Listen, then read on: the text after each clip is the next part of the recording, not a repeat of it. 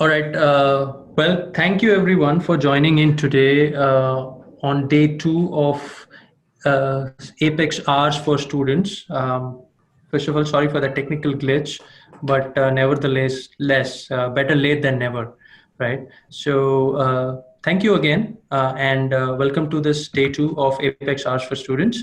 Today, we have a very interesting session, which is about data modeling as to how you can model your data on Salesforce. So I'm not going to be talking a lot about what data modeling is because we already have our speaker who's ready to go. So without wasting any further time, I'd like to welcome our speaker for today, Atul Rajguru, who's an accomplished architect, and I will, just hand it over to Atul now. Atul, it's all yours. You can steal the show now. Sure. Thank you, Jigar, for this nice introduction. Good morning, good evening, everyone, wherever you are. Sorry for the delay. So today is the second day. I think yesterday Jigar covered the basics of Salesforce and what Salesforce is. Today we are going to focus majorly on the data modeling. So like what is data modeling and how to work with Salesforce, how to create your database structures and ER diagrams and related activities into Salesforce. Then we'll also see some of the interesting features of Salesforce, specifically in terms of when we create our data model, right? Jigar have already covered most of the part. I am Atul Rajguru. I'm working as a senior technical architect and I am community speaker. I have done certain certifications. Moving on to agenda. So what we want to talk about today, we want to talk about like the convention database that we know, and then how Salesforce, use the similar kind of mechanism and similar kind of concepts to store the data, right? Then we are going to talk about the standard and custom objects. We will also talk about the fields or columns in our tables or objects. Then we'll talk about the relationship between two tables, right? So I believe most of you are from the engineering background, or even if you are not, then you might have seen the Excel sheets and use VLOOKUPs and functions like that, right? Where you relate one particular sheet or one particular table from sheet A to sheet B, right? So those kind of relationship we are also going to take a look at, and then we'll also touch base about the schema builder, which is really interesting feature of a Salesforce that allows you to visually represent your data model. So let's move on. I think we have already gone through this slide yesterday, so I'll not spend much time here. So let's talk about the objects, right? So when we say object in Salesforce, it's nothing but a table, okay? So if you have interacted with any of the database system like Oracle, SQL Server, FoxPro, or anything, like any of the database in the world. So there you have a concept like it's a storage basically given to us, and then there we can store our data, right? So it's like there are rows and there are columns, and it's a sort of matrix. So there we store our data. In Salesforce, we have objects for same purpose, right? So whenever we talk about tables, it's just object in Salesforce. We can use them to store our data for persistent, right? If our system goes down, or general like database terms, whenever we use table, in Salesforce we can use objects. Okay. So there are a few additional properties. Those are made available to you when you create objects. So for example, certain fields get automatically added when you create objects, okay, or tables. So it's not just like what you define, but Salesforce to manage that data, Salesforce also provide some housekeeping stuff to you, and then those become your column. So we'll talk about them. We'll see in live demo like how to create objects and how to interact with them. So we'll talk about the standard and custom objects. Okay, so there are two types of objects. So as Jigar was explaining earlier, that there are few out of box available features and stuff to us as admins, right? So for example, accounts, your orders, right, your products. So all those tables are already available in Salesforce, and we can create our own objects or our own table in Salesforce. So whatever we create, that is called as a custom. Whatever Salesforce give us out of box, that is like it comes readily available to you. All those things or all those objects are called as a standard object, right? So how do you differentiate between these two, right? How do you know that this particular object is custom and this particular object is standard? So I have given here differences between these two. So standard objects are out of box. Custom object we can define ourselves. The custom objects, when we define, it gets underscore underscore C as the API name, in the API name appended to it, so that it clearly denotes that this particular object is developed by somebody else or somebody not from Salesforce, right? Our there are the custom objects, as we create them, we get full control over them, right? How they are related with other objects. And when we use the standard object, there are certain limitations on us, because there is already functionality built on those standard object, right? So for example, if you consider case, right? So case is the standard object where we log our customers complaint. So there are already certain pieces of functionality which are already developed, and not to make sure that this functionality do not get disrupted due to the changes that we are doing.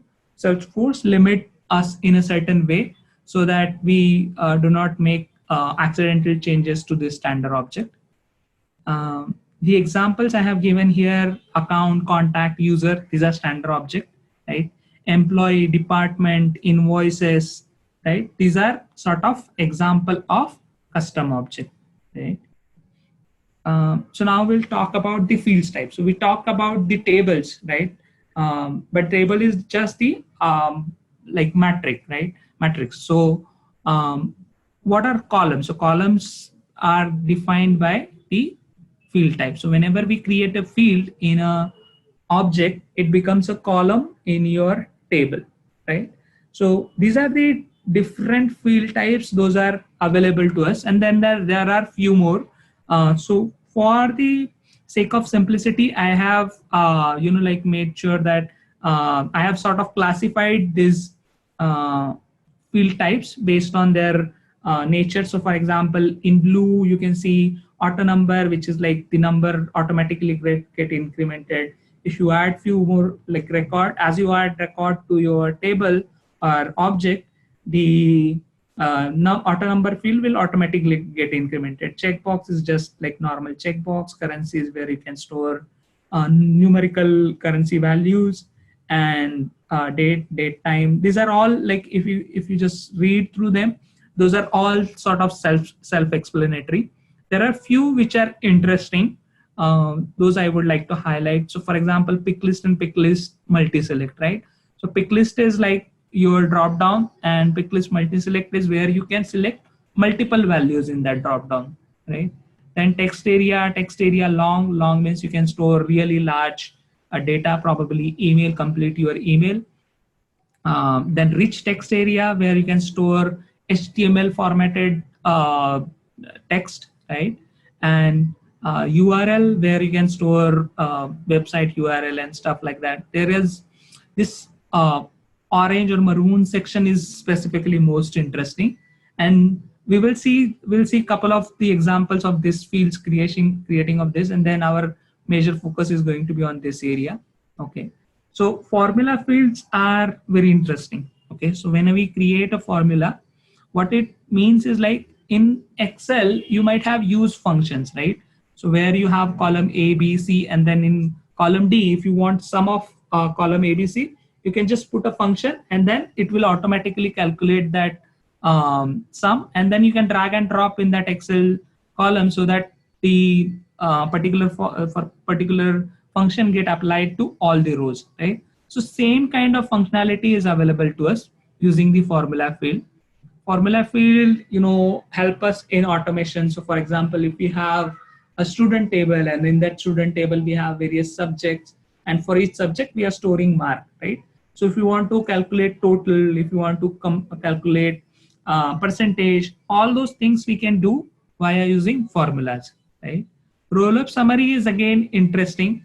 So roll up summary, we'll actually see a demo of this, but then just to give you summary, like if you have a parent and child table, right, you can have a summary on the parent table, right? So there you can roll up the values uh, um, from your child table and then show the summary. Like you can show sum of the all child values, sum of all average of all child values, right, count of child values. So those kind of things, interesting things we can do with a roll-up summary. Lookup relationship is again one of the very interesting feature of Salesforce. So in database terms, we use a foreign key, right? So foreign key to refer the other table or a row in the other table, right? So same way we have a lookup in Salesforce. So we can create a lookup relationship on between object, so that we know that this particular record from table, let's say invoice line item, is related to this specific invoice and stuff like that. So we will see this in action. Master detail is where you set the parent and child. So lookup is very loosely type relationship, right? So there is just a reference of the record that you are interested in lookup relationship. In master detail, there is a parent child relationship, so your child record cannot exist. It is more strict in a nature. So we'll see more detail about this, but then just to give you a high level idea, like it's a relationship which is more strict than your lookup relationship. Text encrypted, so if you want to store something which is sensitive in a nature, so for example credit card numbers or your Aadhaar card number, right, those kind of information is can be encrypted, so that nobody will be able to view that unless we give them a specific permission, right? And then there are hierarchical relationship, geolocation. So we will focus we'll see some of these in live demo, right? And then there are few more relationship, those for the sake of giving you guys an introduction, and then avoid complexity at at the initial level. We are sort of not discussing them right here, but then there is a documentation and reference link provided at the end, which will help you to address specific if you want to know more about specific field, then you will be able to search them and then understand their capabilities and then use them in a live project. Okay. So relationship, as I was talking about lookup and master detail. So here are differences, like the contrast between master detail and lookup.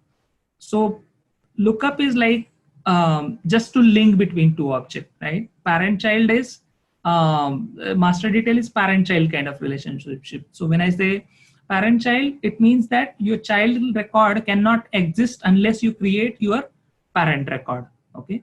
So there is that compulsion comes in picture with master detail, and it helps us to develop certain type of application. So we will see this in live demo. So it's not just restriction, it also gives us certain capability. So we'll talk about that in our demo. Okay. When we delete the reference record, right? So for example, if I have, let's say case, I have on a case, there is a case table, right? And then on that case table, I have a reference of let's say associated user. Okay, so I can sort of if I disable that user, then the case will not get affected, that record will not get affected. Okay, but if the relationship is master detail, then what will happen is, like, if I delete the child record, right, if I delete the parent record, the child record will be automatically get deleted, right?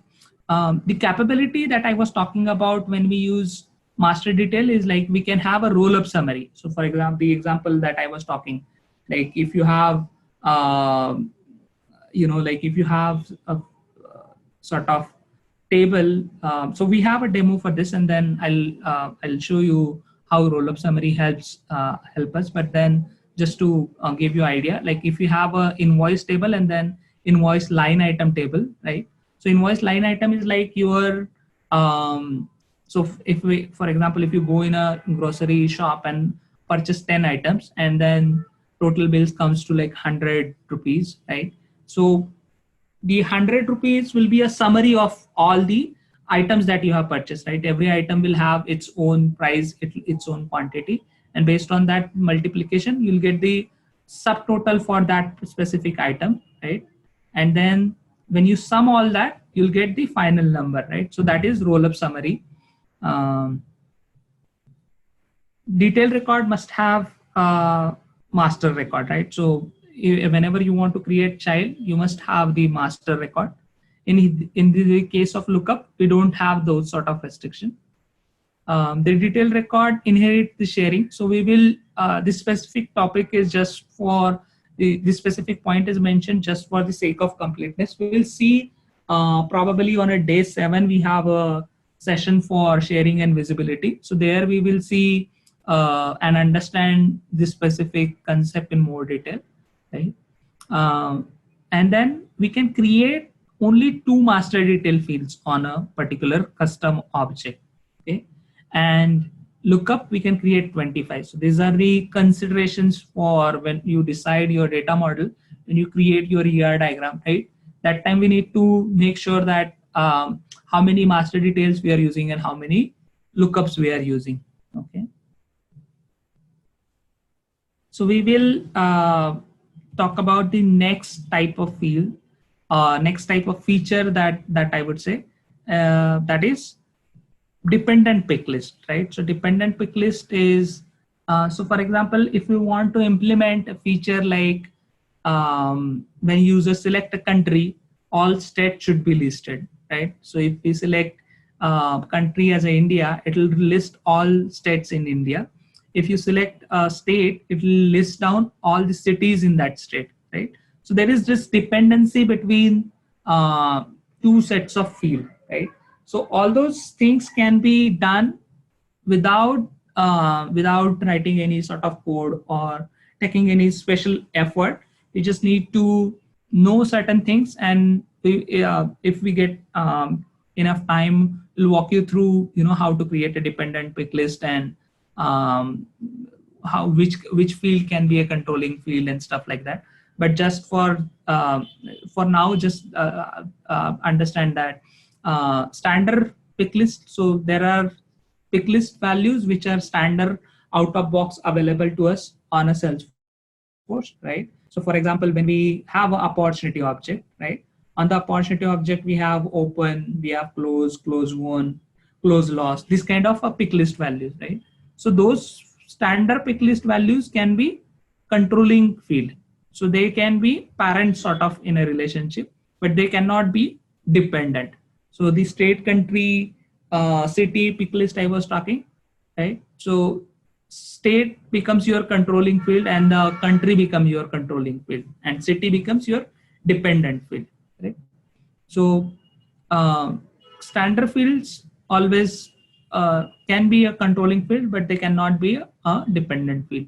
Custom pick list, again, it can be a controlling field or it can be a dependent field. Multi-select, it cannot be a controlling field. So we cannot have like multi-select pick list as a controlling field, but it can be a dependent field. So in a multi-select pick list, out of 100 values, if you want to show 10 value for option A, different 10 value for option B, you can do that. Okay. Standard checkbox can be a controlling field, but cannot be on a dependent side. Custom checkbox, again, same, can be a controlling field, but cannot be a dependent field. Okay, so this is about the dependent picklist and dependent picklist values. So schema builder will see live in demo. Okay. So schema builder allows you to interact with the schema of your application, or when we create a ER diagram, right? We use tools like Microsoft VCO, or there are few other. Hey, thank you, Atul. So let me just quickly show you how to create a data model in Salesforce with the help of a real world example.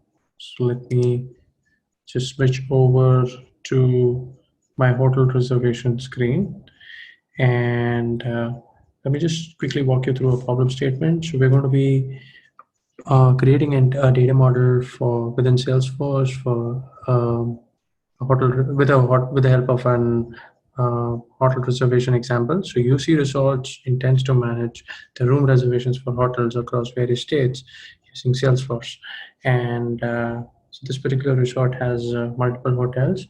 What we're going to quickly do is create some of these entities. So some of the key entities that go into hotel reservation module would be hotel. Of course, there would be a room which would be reserved, and then you would also need to track reservations, which would be associated with a person, which would be a combination of contact and rooms. So let's just quickly go over and start creating these objects, and I can help you understand. So the nitty-gritties of data modeling in Salesforce. So the first thing is to go out and create a hotel. So let me just switch my screens to my Salesforce instance quickly, and I'm going to share my screen now.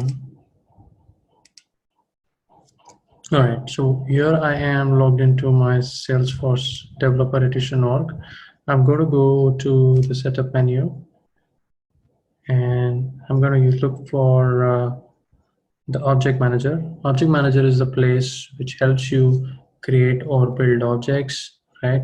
It's only available in Lightning Experience. If you're using Classic, the object manager may not be available.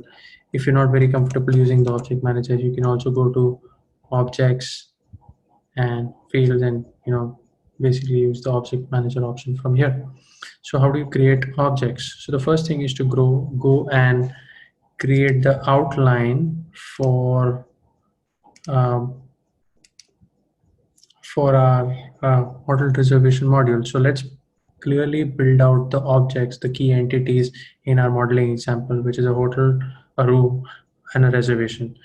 We will not rebuild or create a custom object for a contact, because contact is something which is readily available within Salesforce, and we intend to use the standard Salesforce object of contact.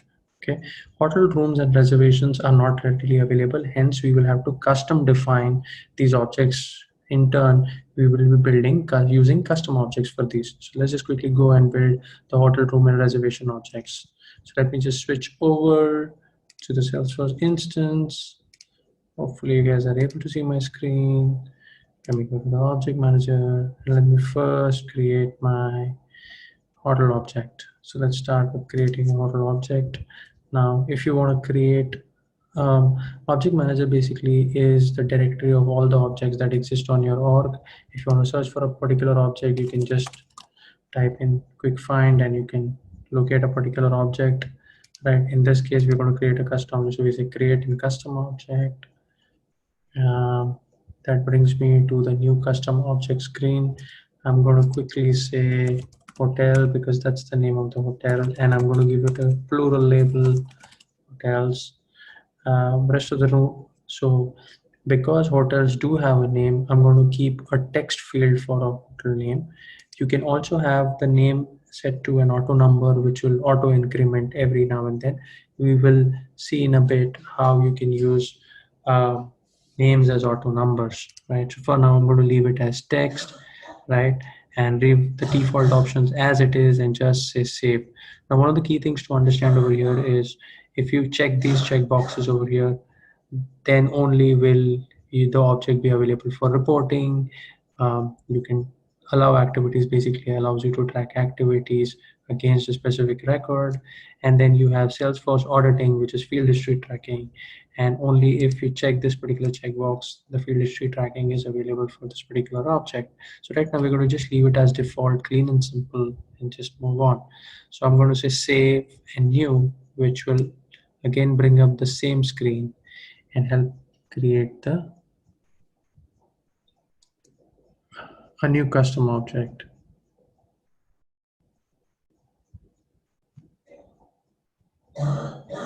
So in this case, the next object that I'm going to be creating as my slide deck here is going to be the room. So I'm going to switch back and say room, right? The plural is going to be rooms. Just leave the object name as it is. Now in this case, rooms usually have a number, right? And that is where we would use the standard name field, but in this case we will rename it to room number and we will use it as an auto number. Now once you start using an auto number, you can define the format in which you want to you want to use your auto numbering format. In this case I'm going to say RM, and I know that my hotel's not very big, so I'm just going to keep it as 3 places, 3-digit number, and I'm going to start my number at 1. So basically I'm saying, this is what I'm saying, that my room number or my order number, my room number field is going to follow the format RM hyphen in curly braces. This is not mandatory, but that's the general convention. You can use all the other formats. You can just click on this and try to find out what are the available formats. The next tells me what are the starting numbers. So I'm going to use 001. Again, I'm going to keep all the other things as default, right? And again, I'm going to say save and new. The only reason why I say use save and new is just helps me become more productive and saves a lot of time and reduces my clicks. Now the third object that we're going to create is reservation. These are the 3 custom objects of our example. So I'm going to say reservation. A reservation demarcates the booking of a particular room, and I'm going to say reservations, right? Leave rest of the stuff as it is.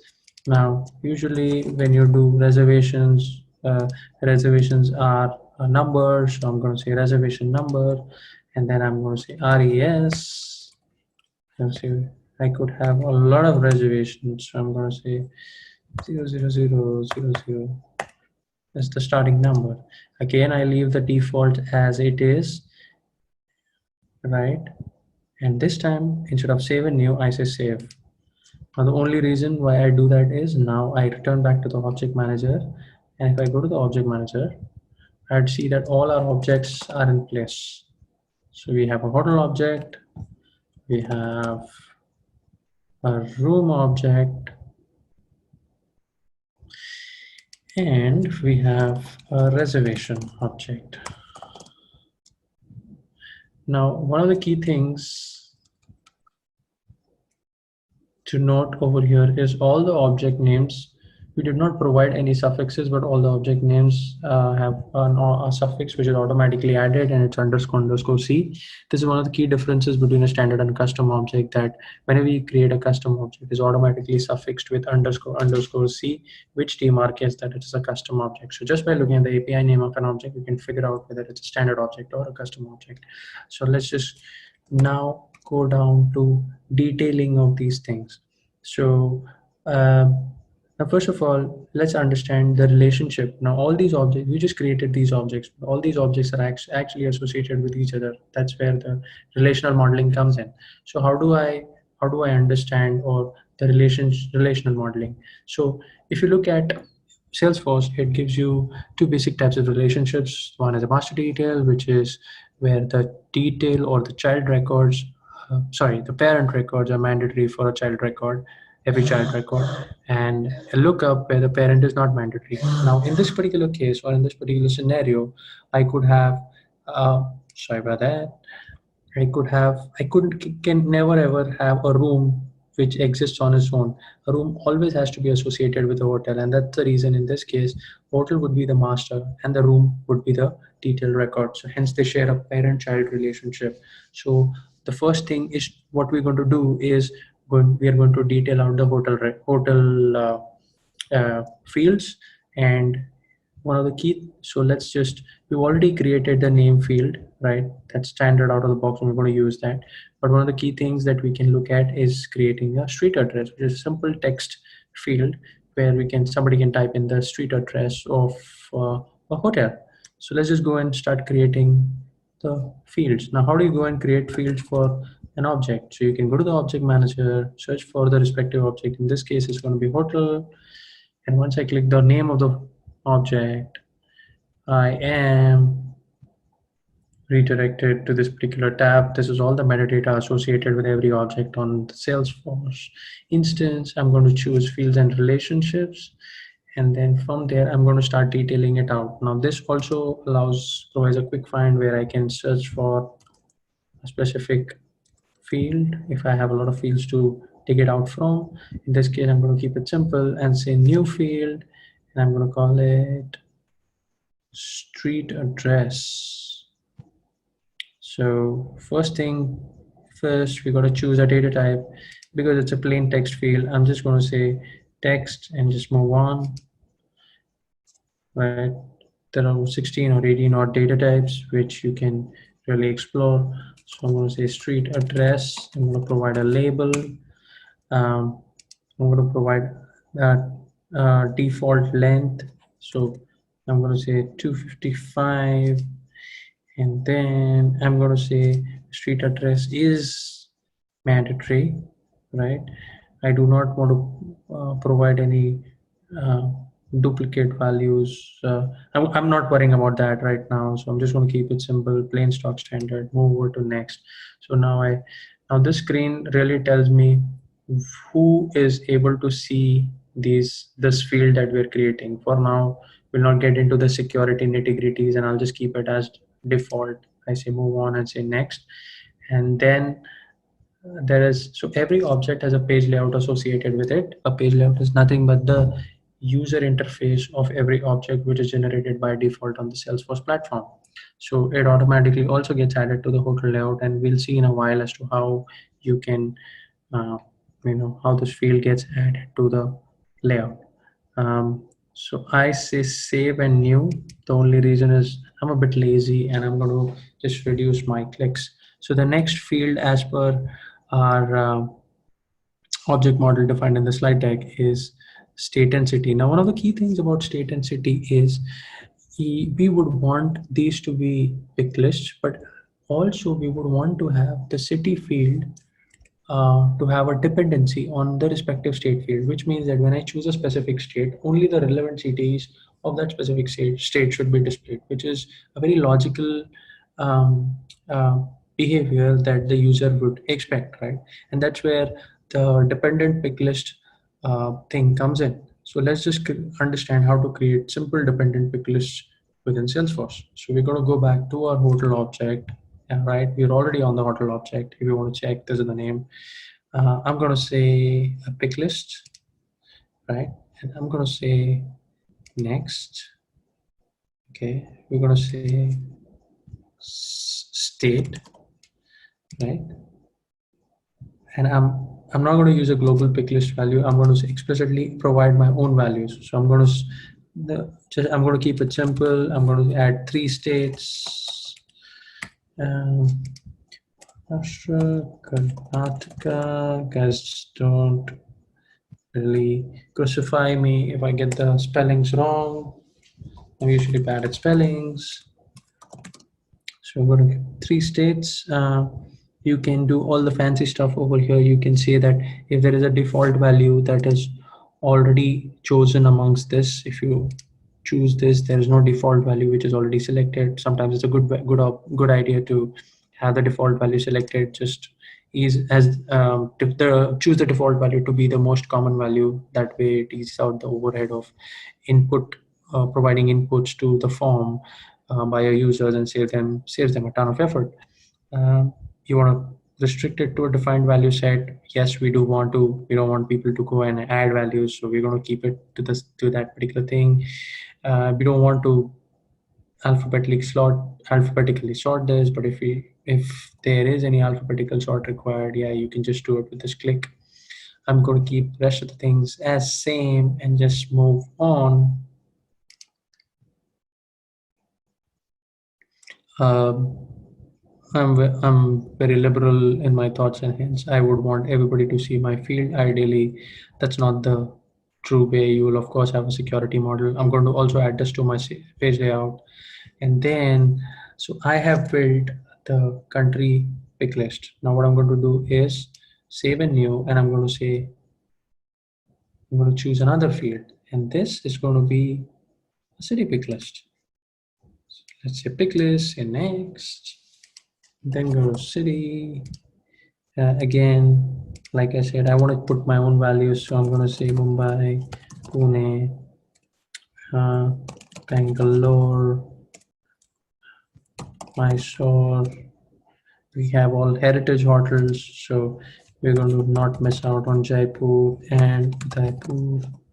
All right, rest of the things remain the same, and then I'm going to say next. Um, I want everybody to see this field, so I'm just again going to click next. Um, if you don't want to make sure that this field is added to the layout, okay, just uncheck. But in this case, I do want it to be added, so I'm just going to keep it the way it is and just say save instead of save and new. Now if you go and see your hodl object, there will be certain fields that will be created, but one of the key things that we talked about was the state and city dependency pick list. So what we're going to do, we're going to go and say field dependencies, and once the field dependency screen loads, I'm going to say new. And now there are two things when you're defining dependency dependent pick lists. One of the key things, there are always two things. One is a controlling field and the other is a dependent field. Controlling field in our case is going to be state here, because and the dependent field is something that loads the values based on the values selected in the controlling field. So in our case, the dependent field is going to be a city, right? Therefore, fairly simple, straightforward, and I'm going to say continue. Now, once I define which is the controlling field and which is the dependent field, I got to go and map the values. So I'm going to map it based on my geographical understanding. Mumbai, Pune fall in Maharashtra, Bangalore. Sorry about that. You're gonna keep uh, pressing the control button while you click. So say Bangalore and Mysore uh, reside or exist in Karnataka, and then of course Jaipur and Udaipur in Rajasthan. Now, this mapping signifies that whenever I choose state as Maharashtra, only Mumbai and Pune should display as the relevant options, and the remaining cities should not be shown. Same way for Karnataka and same way for Rajasthan.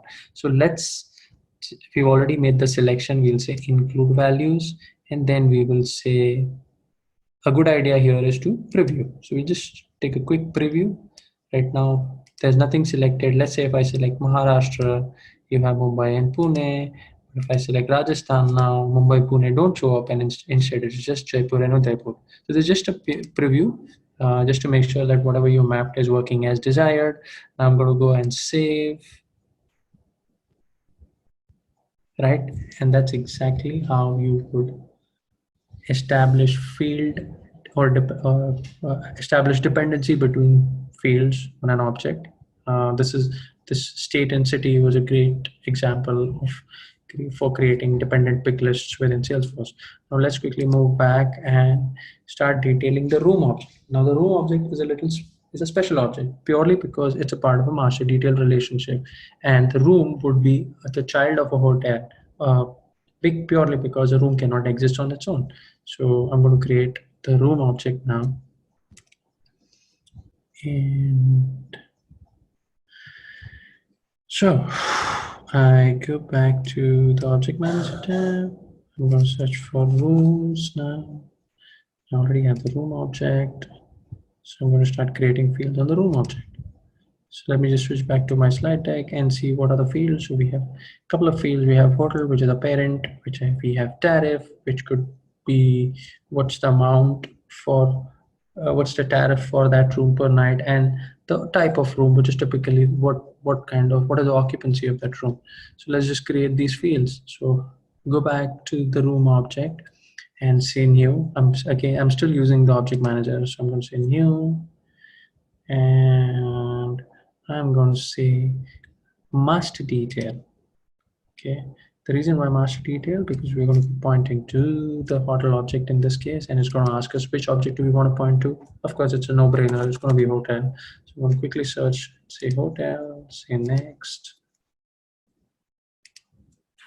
keep the name same, and then of course, so the relationship in Salesforce has a name. Rooms is going to be the name. If you want to change it, you can change it here. If you're going to keep it same, there is record sharing. I'll not dwell into that for now. And then in this case, because rooms cannot be detached from one hotel building and put into another hotel, so we technically don't need any kind of reparenting, right? That's where the reparenting piece comes in. But there will be cases where we will need reparenting. So let's just hold on. We'll see that further. I'm going to click next, and want everybody to see the field for now. Say next, add it to the layout, and then I guess say next.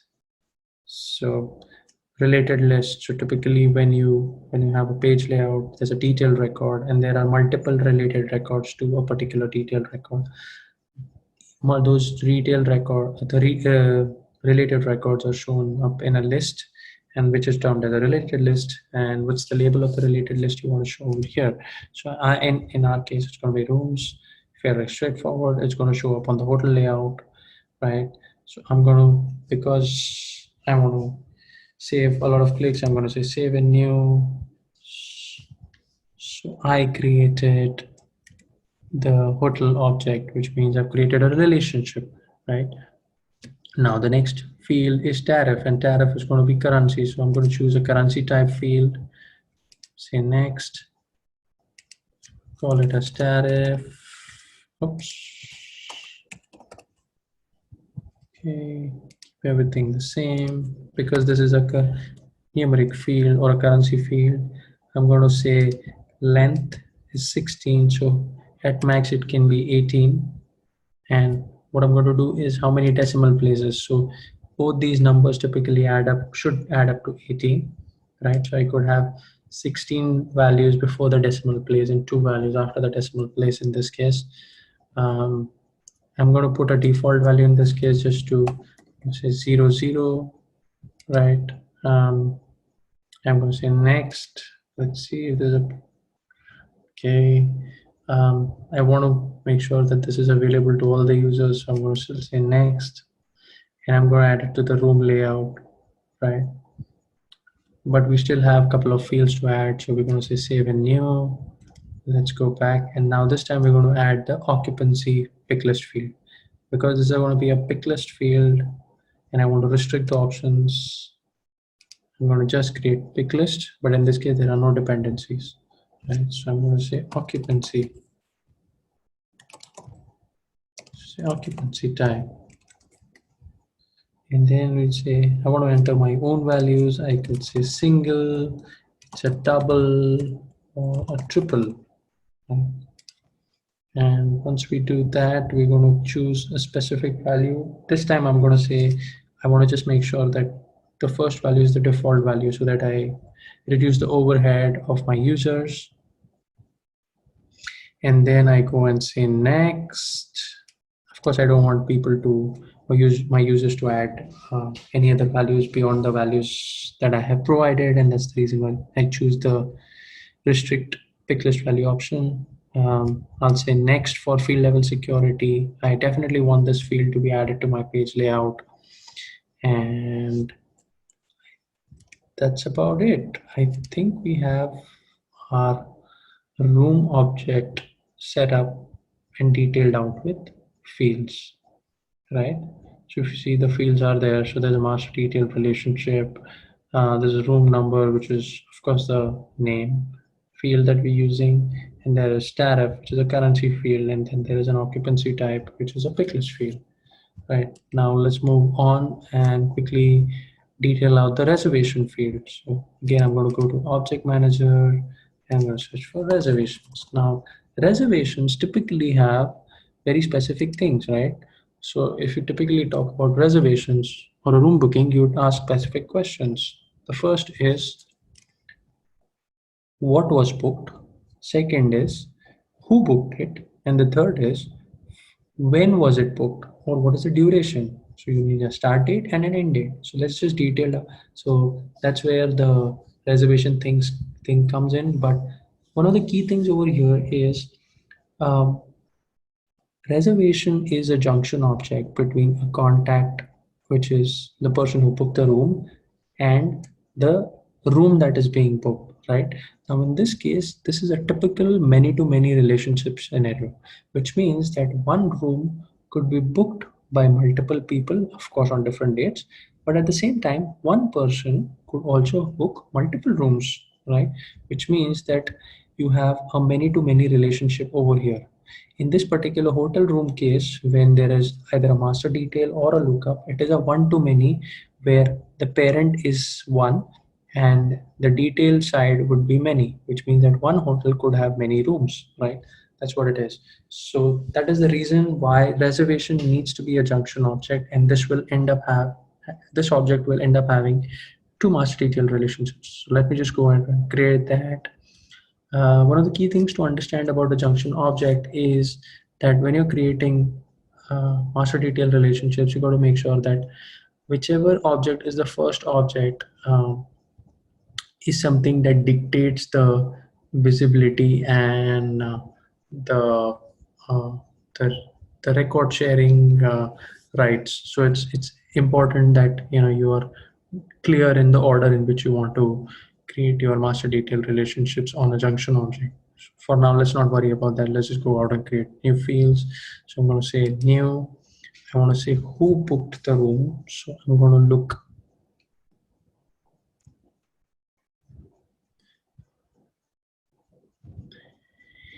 So I'm going to have a master detail here in this case, and in this case, say next, and I'm going to say it is related to a contact. Contact, say next, keep everything the same. I want to keep the relationship name as reservations, and that's good enough. And then say next.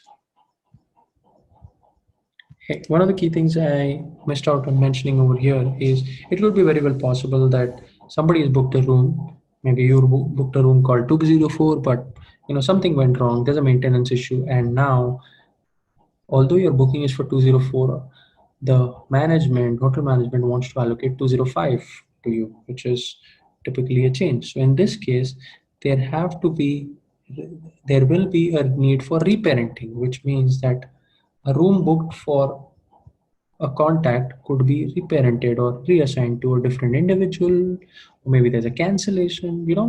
So that is the reason where, in this case, reparenting needs to be checked, right? Now let's just go.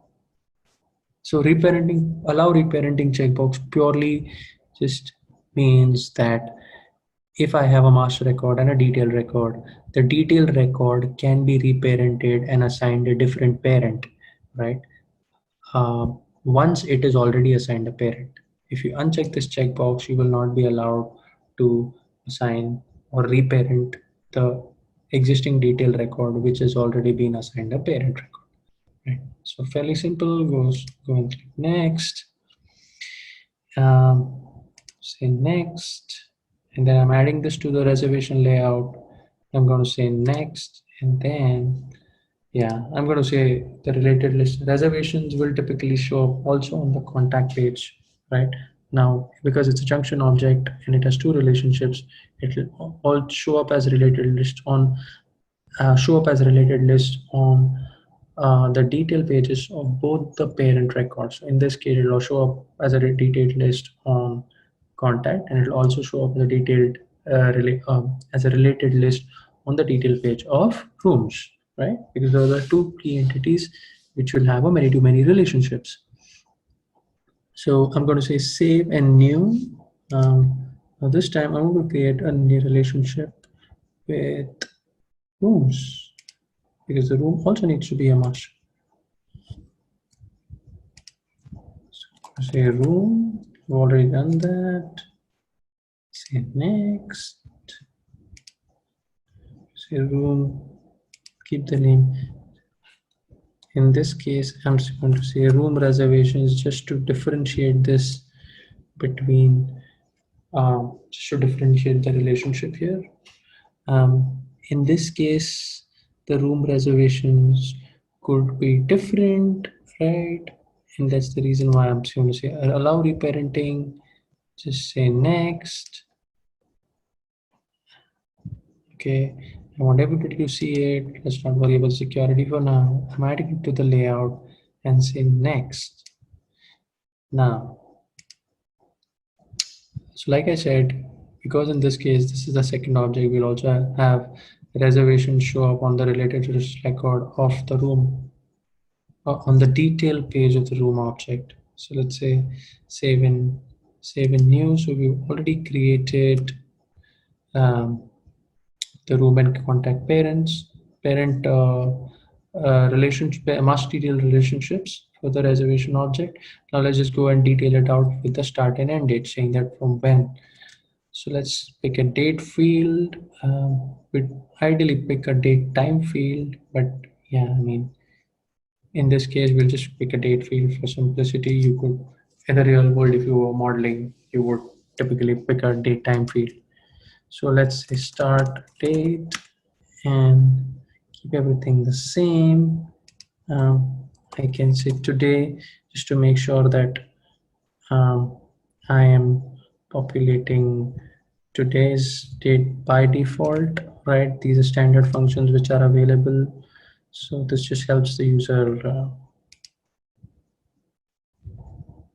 I'm going to make sure everybody has access or is visible.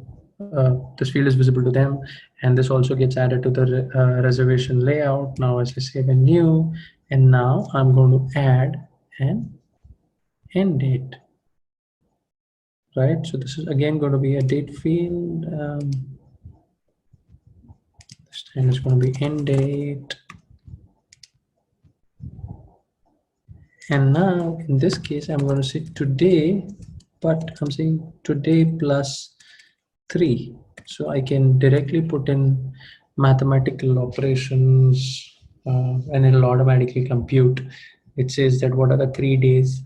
It'll compute 3 calendar days from today and just add them, auto populate the end date field with 3 days from today, just to ease out the overall thing. I'm going to say next and just go through the entire wizard, not really changing a lot of things here, adding it to the layout, of course, and then I'm saying save. So now we have detailed out our reservation object and we've built relationships. And one of the key things you got to understand is if you are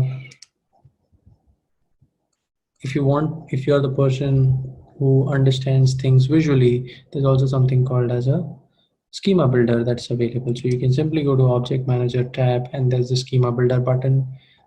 You can also access it from the setup menu.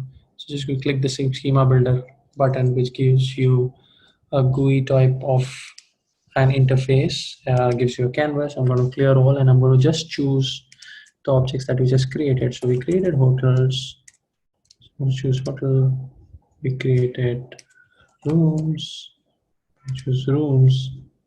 And then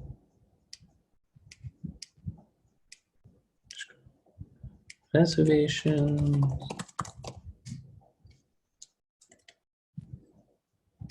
I'm going to choose reservation and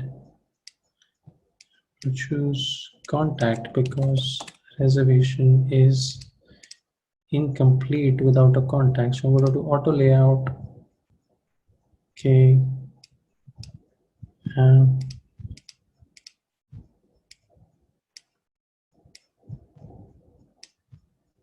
so you have a room, you have a reservation, right?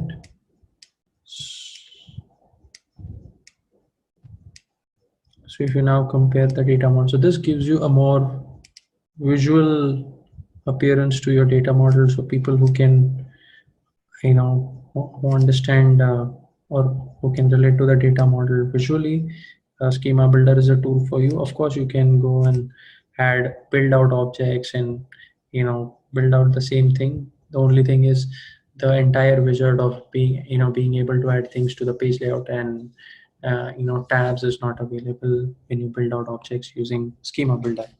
So that is exactly how you would end up building a data model on Salesforce. Use master detail relationships to build out relational objects, include field dependencies, right?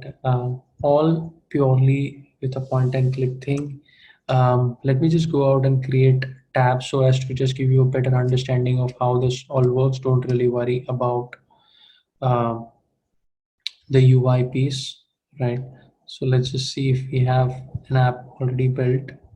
So I'm going to go out to, I'm going to say close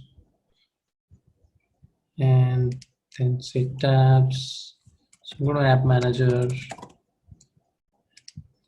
build out quick lightning app. So I'm going to say hotel reservations, keep everything stock standard. I'm going to say standard navigation, just going to make sure that my form factors, which is desktop and phone, are supported. Say next. Say next. I'm going to choose my tabs very wisely. Do we have the tabs already for hotels and reservations? No, I don't think so. But we do have our contacts tab. So I'm going to go and add the contacts tab. Okay. I'll just say next. Now, of course, I want this to be available to all the profiles. For now, we just keep it simple. We just give access to the system administrator. Say save and finish. And my app is ready. Now remember, we do not have hotels or reservations in this case, so I'm going to need to create tabs, right? And we're going to learn about this in our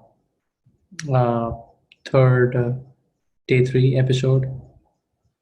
So let me just go and create tabs. So there are already existing tabs because we have some of our objects already there. I'm going to just use them to create custom object tabs. Don't really be bogged down by the other type of tabs. So I'm going to want a hotel tab so that I can easily access all the hotels available. And then these are themes that I can apply to a tab. Because it is a hotel, a building would be more relevant. So I'm going to quickly say building. You can choose any of your theme. It's just a more UI thing. I'm going to make sure that the tab is available to everybody, all profiles. In this case, I'm going to just add this tab to my hotel reservation app. See next. Now I also need to add reservations object. Reservation is more like computer. I'm going to add the computer theme. Take next. Make sure everybody sees my tab or its default on. And then I only add this tab to my hotel reservation app and say save. So we have our tabs already ready. So let's just go back to our app manager.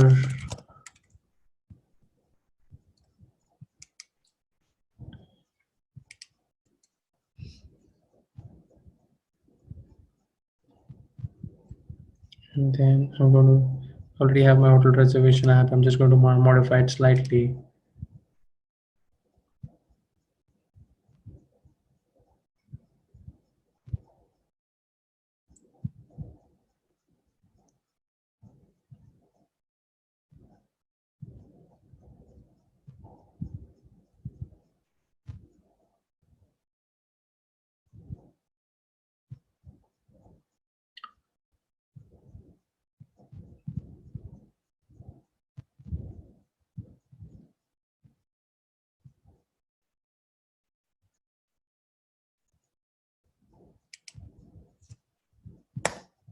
Sorry about that. Um,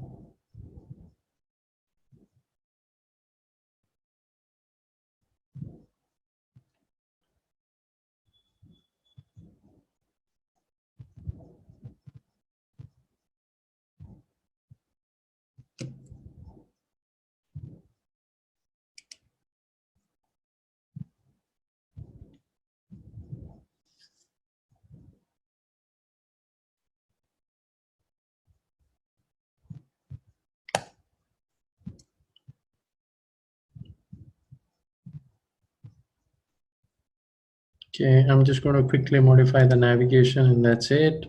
So we have hotels and reservations which are added, right? But I do want the reservations to show up before the hotels, right? And the first thing that I want to do is I want to reorder my tabs so that I can enter a hotel. I can do a reservation. Rooms here don't really need a tab because technically rooms will not uh, exist on their own, and that's the reason why we've purposefully not created a tab. Just say save. That's it. I'm gonna go back. And now, if I just switch tabs, I look for I should see the hotel reservation application. So let me just go back and see how the it has three tabs: hotels, reservations, and contacts. So I'm going to say hotels, create a new hotel, and now if you see all the fields that you've added are there. So I'm going to say Hayat. I'm going to say MG Road. Right. I'm going to of course say Maharashtra right now. And then I'm going to say Pune in this case, and I'm going to say save. So that's how I could create a hotel record. But if you see over here, you don't really have rooms, so I'll quickly go and add rooms. I'll add a couple of rooms here. Now in this particular case, see the parent is already populated because I'm going via the related list. I'm going to add some tariff over here. I'm going to say $45, right? And if you see, it's already prefixed with the $sign. I say save, and then I say new, and I'm also going to add something for $65, right? It's double occupancy. Good night. So now if you see, I did not type in the codes, but they are auto generated, which means the auto number field is working. Now let's go and create a reservation. So like I said, I can create a reservation for somebody, but before that, I just want to make sure that we have enough contacts in our system. Ideally, yes, we do. So let's just go back, create a new reservation. So let's search for an existing contact. I believe Andy is already there. So let's Andy. Andy wants a particular room. Now you can create a new room from here in this case. I'm going to search for okay. Search or showing me all the related list. I'm saying room 2, and if you see the start and end dates are automatically populated. They're populated for 6th of August, and it automatically added 3 days to 9th of August. I can go and customize this. I said I don't want it for so many days. I just said save. And that's what creates a reservation. Now I can navigate to the contact, to the room. Right, this is how a junction and object record is created. So this is typically how you can model data on Salesforce and really build a relational data model. All right, thank you for that. Atul, over to you now.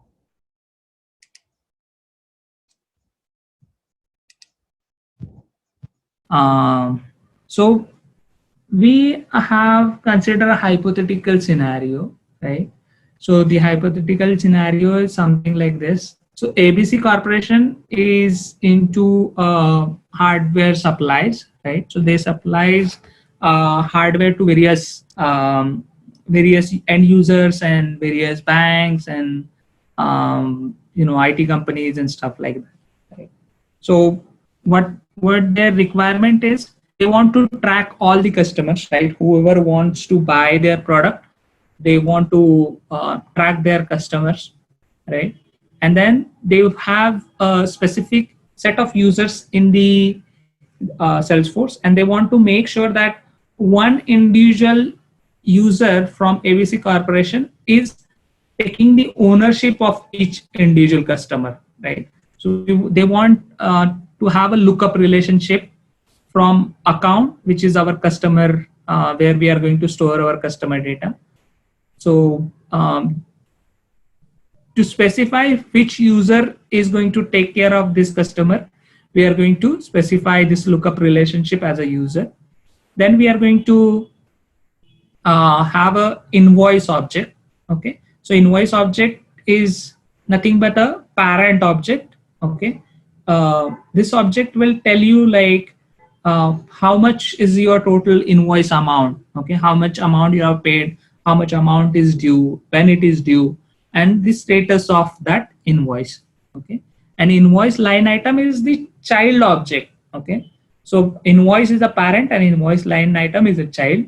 So invoice line item will have a detail like what hardware you have purchased, right? This hardware comes under which invoice, the description of a hardware, cost of a hardware, quantity of a hardware, right? And total price of that that particular line item, right? So this is our sort of high level use case, and we will keep this building over a period of next probably next 11 or 12 sessions. We will keep adding various aspects to this specific use case, and we will explore for this specific use case for what different Salesforce feature we can use, and how Salesforce help us to easily set up the easily set up this ABC Corporation application on Salesforce.com. Okay, so this is our use case. So now let me share my browser.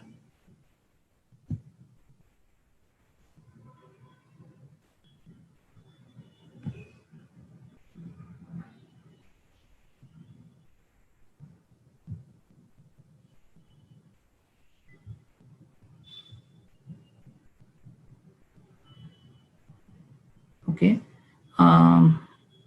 Jigar, Amit, are you guys able to view my screen? Yes, yes, we can.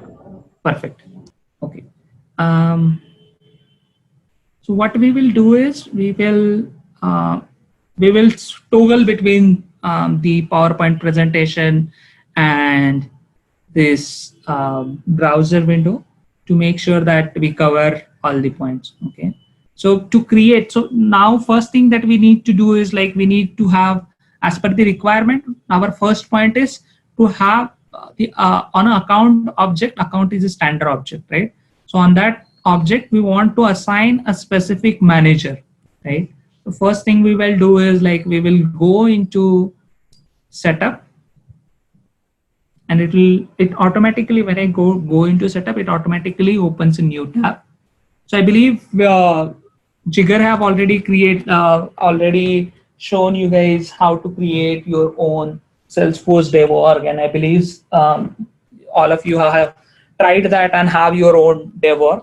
So I'm covering the flow for after the login. Okay, so when you log in, you'll see screen something like this. Okay, you can click on the right hand side, set up a menu, and then it will take you to the new tab.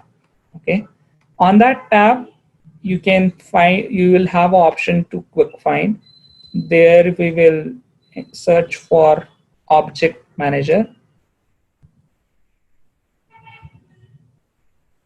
So as soon as I type obj, it gives me option to navigate to object manager.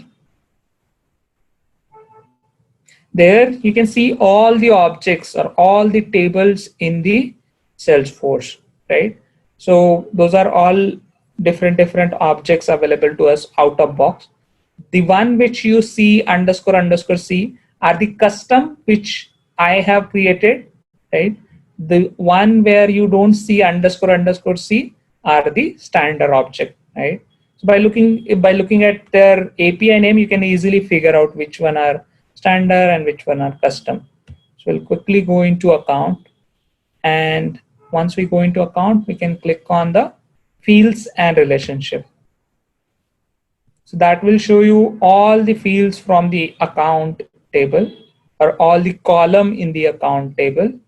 Okay, and our requirement is we want to create a new lookup. Okay, new lookup to the user table. So for that, you can simply click on a new. It will ask you different which type of data we want to create, or which type of column we want to create. Okay, so right now we want to create a lookup relationship, lookup to which object? Users object. So I'll select lookup relationship and click next, and related to users, click next. It will ask me the field name, right?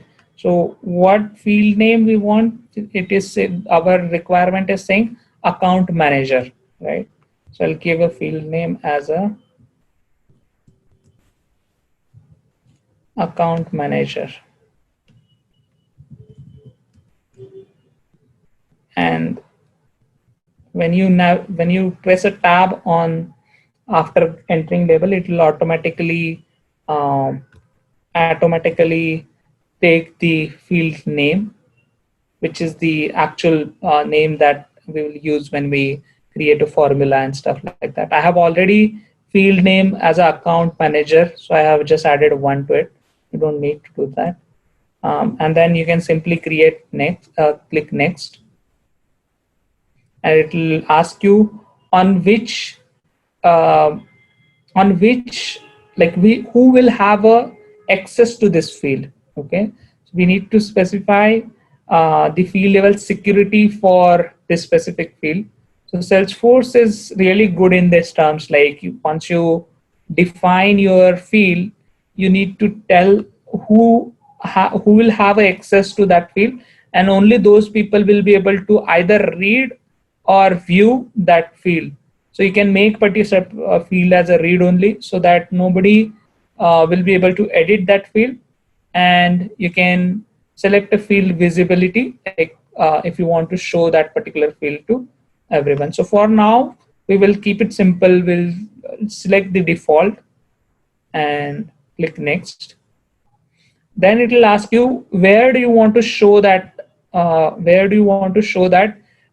new field that you are creating. Okay, so these are different layouts. So layout is nothing but I'll just quickly move to the other tab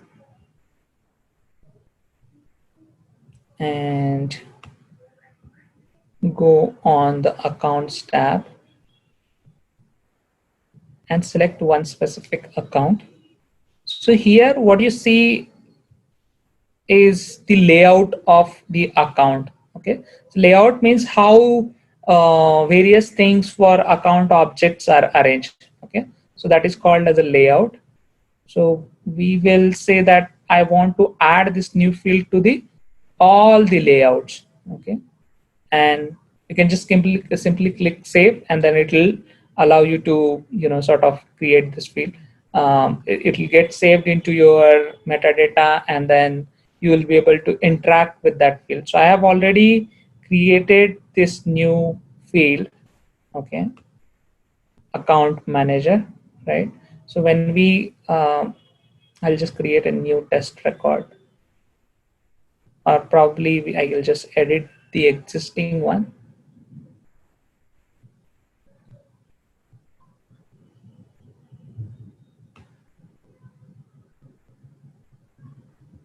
So account owner, I can see Jigger, right?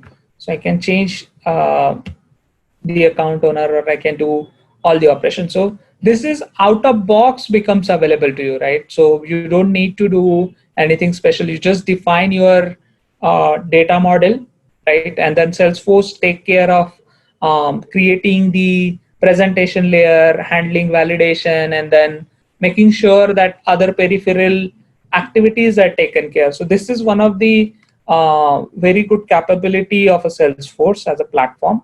So you just define your data model, and then all other peripheral activity, which generally other programming languages where developer need to get involved and do a lot of handcrafted code writing in Salesforce, those things are out of box available to us.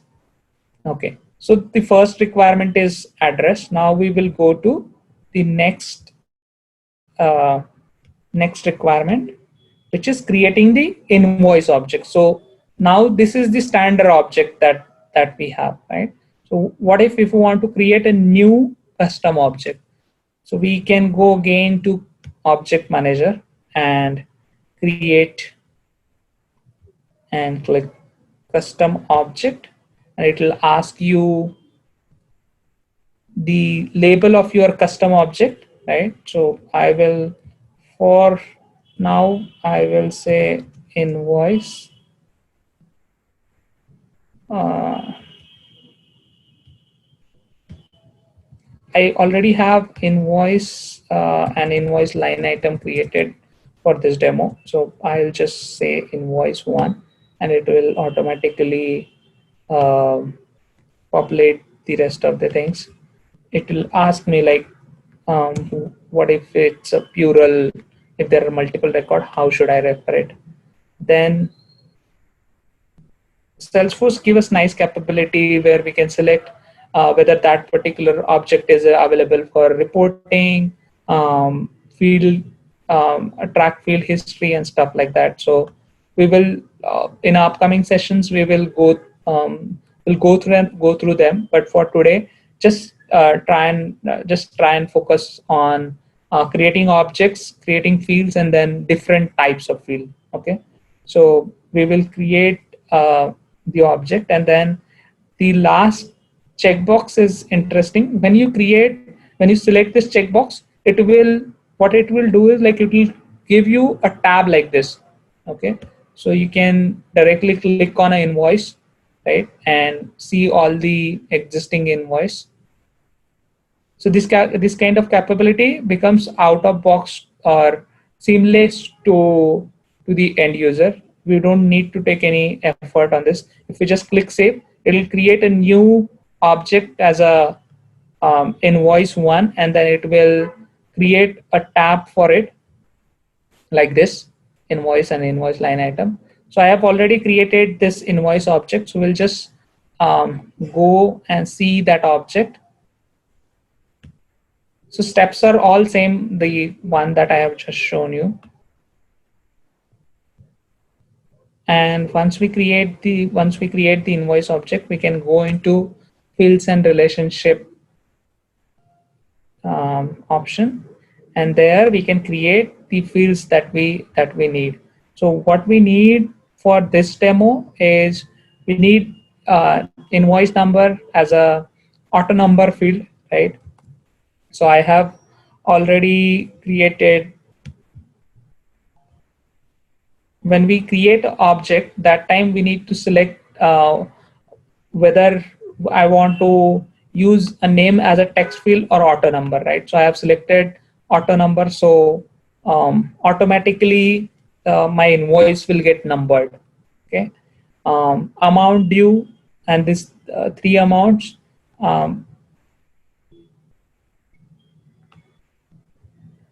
So these are simple, right? So if I just want to show you a quick demo of creating a new field, I would just click create new, and I will create a simple text field,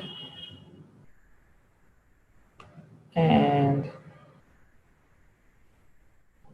I'll give a name, notes to account or AM. So account notes to AM. So if I want to pass any note to the account manager, I can just simply like pass using this field. So I'll select the length of field, I'll select the API name will be automatically populated, and rest of the defaults I'll keep as it is. Click next. Visibility and read only I'll accept as it is, and just click save at the end. Okay, so now if we go into invoice table and create a new invoice, it will amount paid, I'll say 100 and due on 31st August, and it is open invoice and notes to M. So this specific field is automatically becomes available to us, right? We did not write any code, did not took any extra effort to make this visible on our to the end user, right? So I am operating here as an end user. So check for count is my note to the AM, and I'll just simply save this record. So this record will automatically get saved, right? And so this is how we can create the fields that we want, right? So we have a nice flow uh, in the presentation. So you select your data type, right? What type of field you want to create. We have seen various data types. You can experiment with the different data types, right? Then you need to specify label. You need to specify length. How big is the field? You need to, if it is a pick list, you need to specify the pick list values.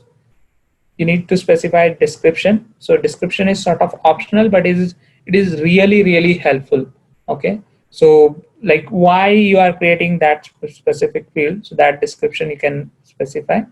Help test is when you end user see your feed, this help test will help you end user to enter appropriate value, right?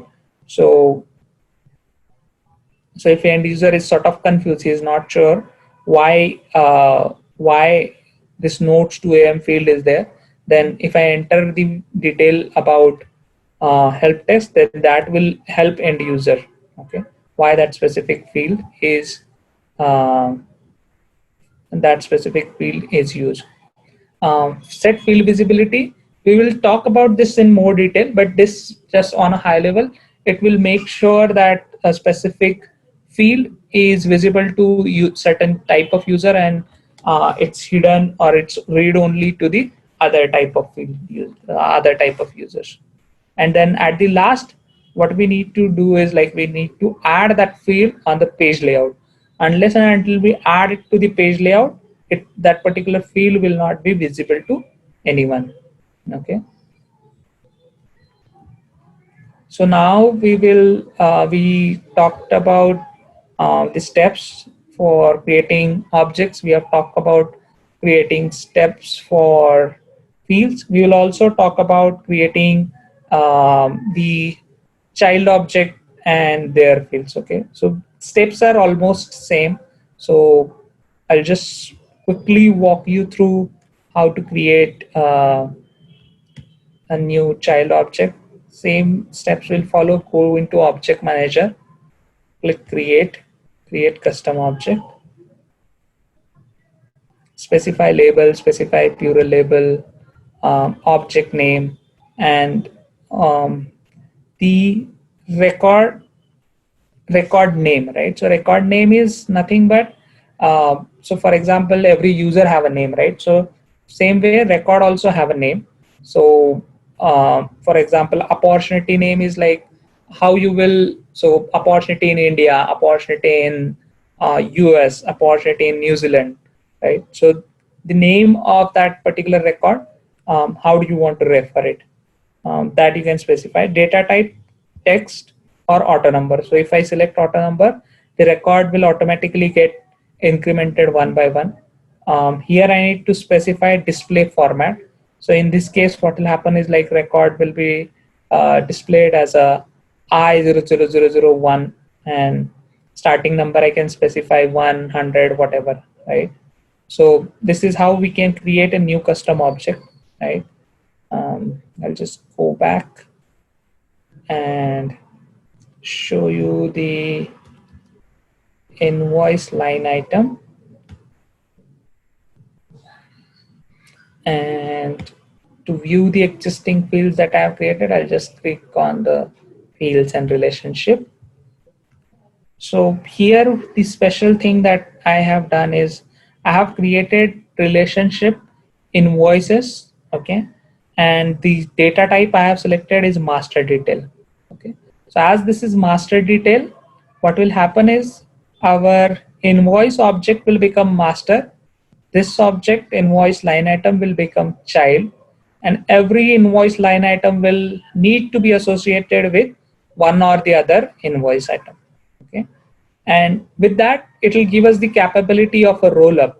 So I can sum all the line items for specific invoice and then show them as a total, okay? So we'll just simply go back to our demo. We have the invoice item.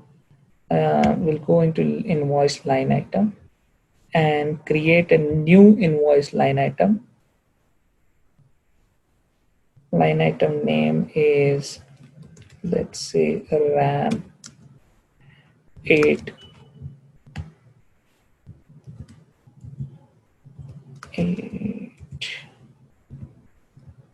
GB.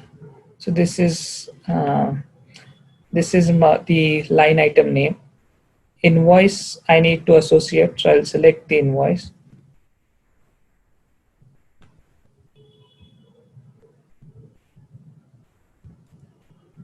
And the description I'll give 8 GB RAM DDR3.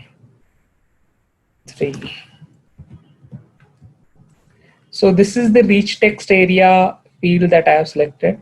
So as it is rich text area, I can do certain fancy things. I can, give a certain formatting, and I can specify the color and stuff like that. Okay, so this becomes very interesting for the user, right? So we can do a lot of interesting things with different data type. Cost price, I'll say 100 and quantity as a 1 and click save. Okay, and so this is my first line item for this invoice. I'll clone this record and I'll say now instead of 8 GB, I'll say 16 GB and RAM 16 GB and save. Okay. So I have created two records, each with the cost price as 100, right? Now let's go to invoice and see does our roll up summary. Sorry to interrupt you. Sorry? Atul, we can't really see your screen. I think you need to share it again. Can you do that, please?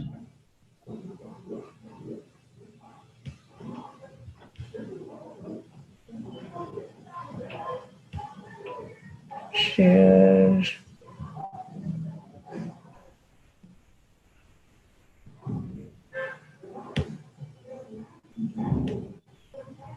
Are you able to see? Yes, I can see it now. Yeah, you can go. Okay. Okay. So what I was talking about is share computer. 1 second. The sharing option is share. Okay. You're still able to see my screen, right? Yes. Okay, perfect. So I have created two invoice line items, right? And then each I have given a different price, same price. Let's give some different price. So let's say this is for not for 100, it is for 150 USD. So if we go back to our invoice record, we should see 250 as the total amount, right? So how this is happening is we have created the roll-up summary field on the invoice object, right? So invoice object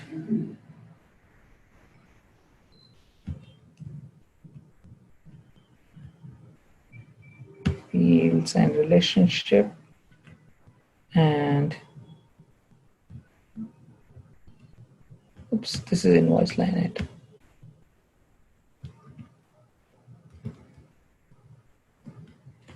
Invoice object fields and relationship, and this is the amount total field as a roll-up summary, right? So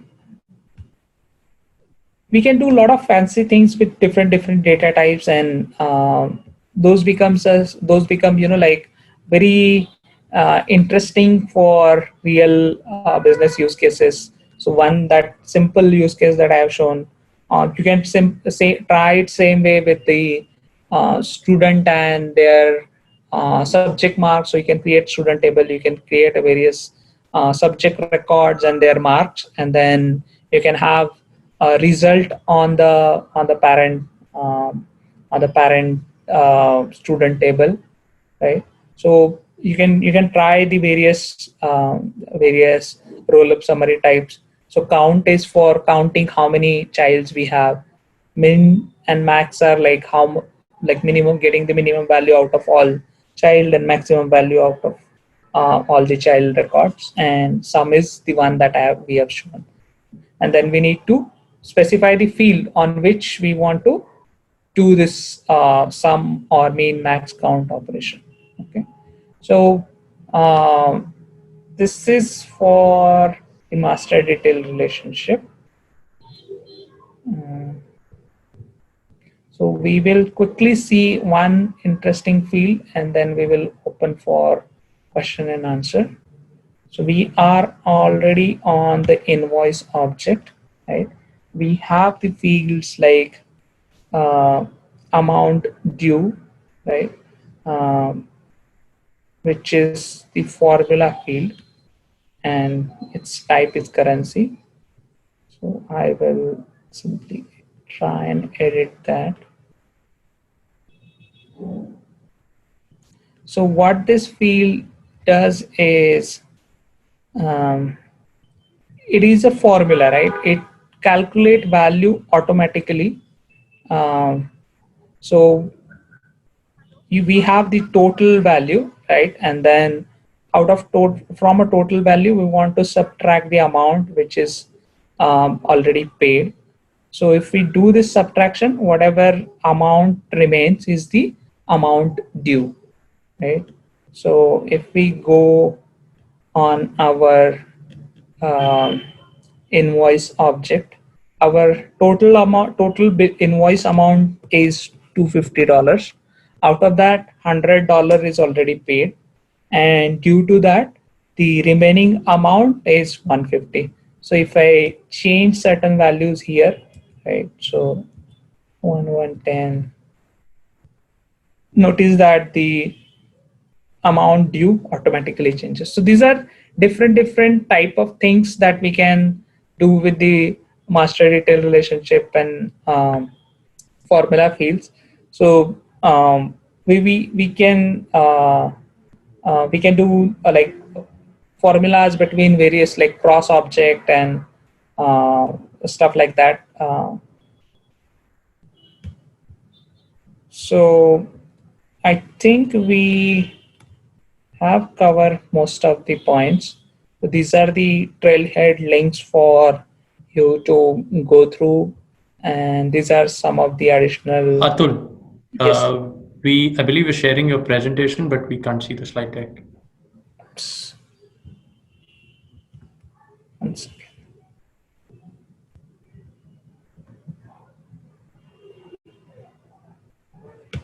new share. So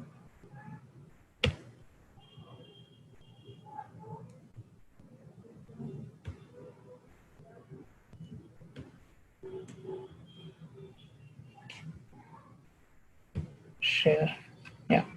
So this is the link for the Trailhead module. Some of the additional resources for you to follow through, some of the help, documentations, and stuff like that. And with that, we would like to open the forum for the questions. Yep. Atul, can you show that audience builder? Schema builder.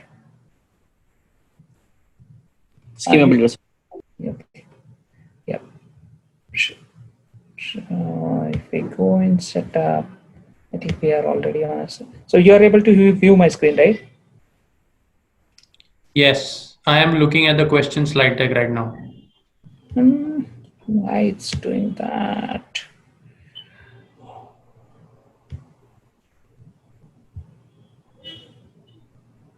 Okay.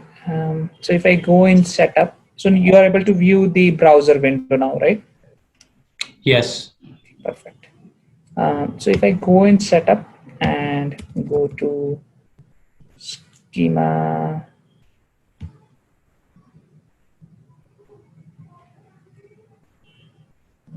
search for a schema builder. So it opens a really nice UI for us. For now, we can say clear all. So it will clear all the everything that is there on the screen, and then we can select the object of our interest, right? So we want to sort of see the account object. We want to see the invoice object and invoice line items as well. And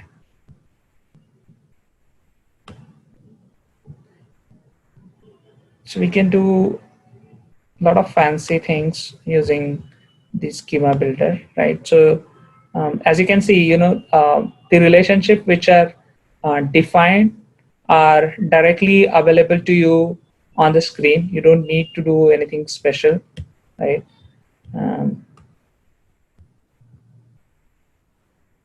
And this interface is really nice. In the other databases that I had worked with, I had to create this manually on paper and then translate that uh, into into the database terms, right? In Salesforce, it becomes very easy. So we can even sort of play with this. We can create new fields, and we can, sort of interact with this. So if I sort of click on any specific field, it shows me all the details related to it. I can make certain changes, those I want, and click save. So it will automatically get like affected in your um, underlying data model.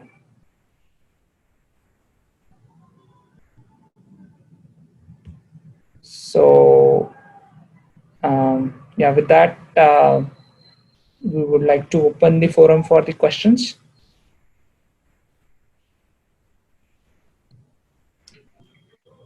So Atul, I think there are quite a few questions in the chat window. Okay. If you want to just pause your screen share and just talk a little bit, look at the question and talk a little bit about them. Hopefully that will be great. But one of the things that I could sense, and what the people want to know is a little bit more about one was the field creation process and the summary field, the roll-up summary fields, and why roll-up summary fields do not work with lookup relationships, and why do they only work with master detail. So if you could throw some light on that, that'd be great. Sure.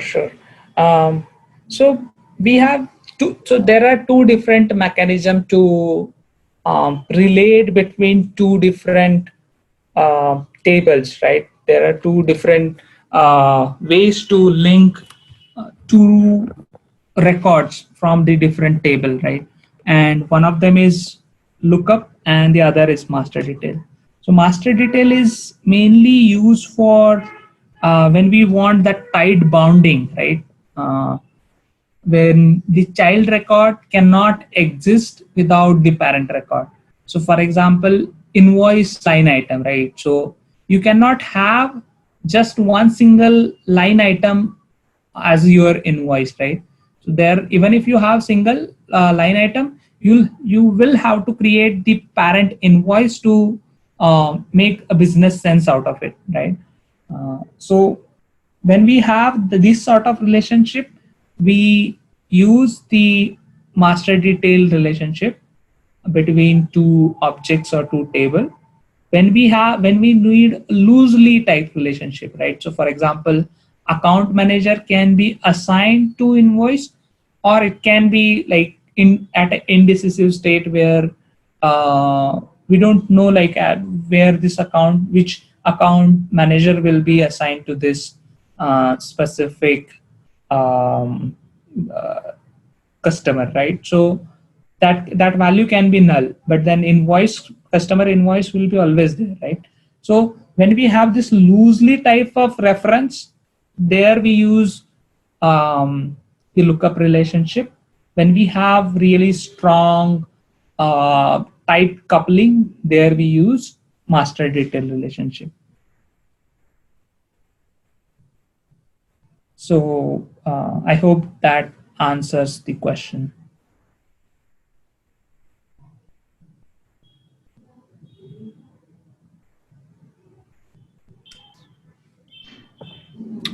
And then there was this question which talked about why rollups can't really be created with lookup, and why only a master detail. Very good question. So whoever have asked that question, you're really on a right track to learning, I would say.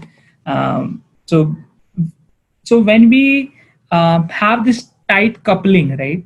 So that gives you a capability. The parent gets the control over the all the child record, and with that capability, you have the option of sort of rolling up the values in the child, right? When we have a loose relationship between two different objects or two different tables, we don't have that capability. We are not sure whether that record will be out of box, like that record will be there, whether there will be a child record or not, right? So for that reason, there is no sort of roll up. So it's come from the more from a technical implementation point of view, right? So if you don't have a children, how could you calculate the parent, like something on the parent, right? So for that reason, only master detail supports the roll-up summaries, and lookups don't support parent like roll-up summaries, because the relationship is loose.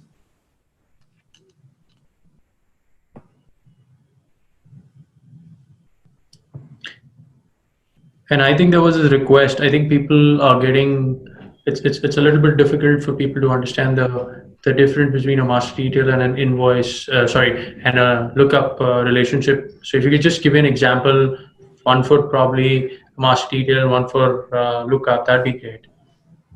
Sure. So master detail. So for example, opportunity, right? So opportunity is the object we have in Salesforce, and uh, opportunity is always related with a particular account, right? We cannot have a opportunity hanging. So opportunity will always have a parent. So that is kind of a tight coupling, I would say, where for opportunity to exist, we must have uh, the parent account, right? We cannot have opportunity which does not have any customer, right? So That is the, I would say, a good example of a master detail. Lookup is like, so for example, uh, a case can have a manager assigned to it, right? Or it can be a blank. So user relationship is sort of optional, and whenever that optional thing comes in picture, we use a lookup relationship. So thanks for that, Atul. By the way, there's one good example presented by Amit also. So just like, for example, students cannot really exist without a college. So college becomes the parent, and the students going to that college become the child record. So that's another example of a master detail, right? Right. Similarly, if I'm looking at a question and an answer and the options to an answer, right? If I'm modeling that, uh, an answer could have multiple options. It may or may not have options, right? That could be an example of a lookup. So it's those are the things. I mean, as you kind of go ahead and do it, probably you get a better hang of when to use a lookup versus when to use a master detail. Correct.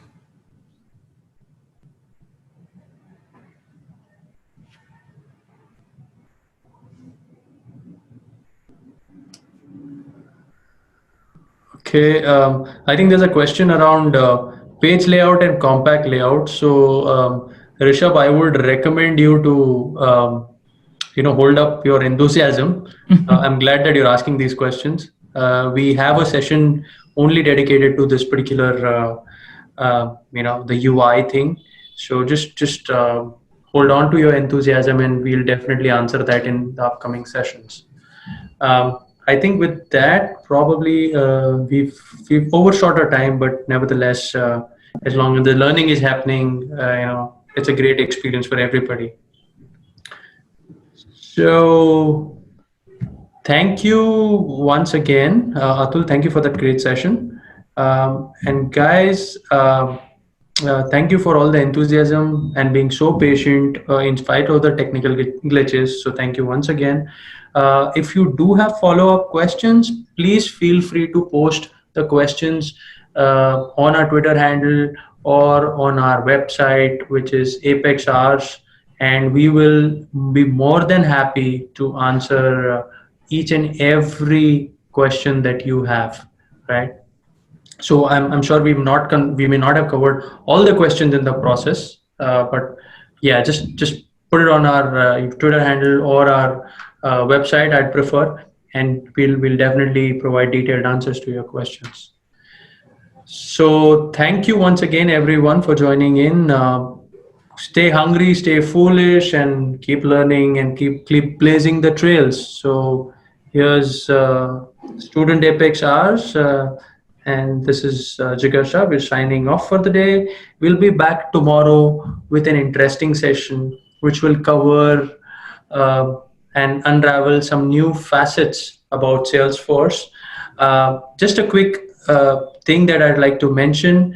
For people who've joined us today and did not join us yesterday, you would have to go out and register individually for your session. So I'm just going to quickly share my screen, and just walk you guys through. So all you've got to do is go to use the link. It's bit.ly REGSTD Apex HRS. That's the link. It's there on our Twitter handle as well. So just go to the link. That will bring you to this page that you're seeing right now on the screen, and make sure that for tomorrow's session, which is about the user interface, you just choose the I'm sorry, not tomorrow, but it's on August 5th, which is a Monday. Apologies for that. So to make sure you choose August 5th and register, so that you are able to, you keep joining us for the upcoming session. So every session you got to make sure that you select the appropriate date and register and join our sessions. The next session will be again a continuation of today's project, and we will be talking about how you can customize user interfaces in Salesforce. So thank you once again. With that, I'll take your leave. Good night, everyone. Have a safe day and enjoy your remaining of day and weekend. Bye-bye. Thank you. Bye bye. Bye.